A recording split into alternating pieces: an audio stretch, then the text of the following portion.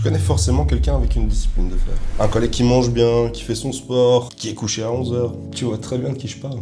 Et forcément, quand tu te compares à lui, tu te dis que lui, il a de la volonté que toi, tu n'as pas. Sauf que c'est pas ce qui se passe. En réalité, ces gens ont pas plus de volonté que toi. Ils s'en servent juste moins. Leur vie, elle est organisée pour presque jamais avoir à résister. Ils ont juste beaucoup moins de batailles à mener au quotidien. Toi, par contre, tu te bats toute la journée. Contre le paquet de gâteaux sur le plan de travail, contre le téléphone qui est posé à côté de toi, contre la boîte mail ouverte en permanence, qui va te choper ton attention 10 fois par jour, minimum. Et des combats comme ça t'emmènent des dizaines par jour sans même t'en rendre compte. Et chacun te coûte un peu d'énergie. Du coup, le soir, t'es vidé.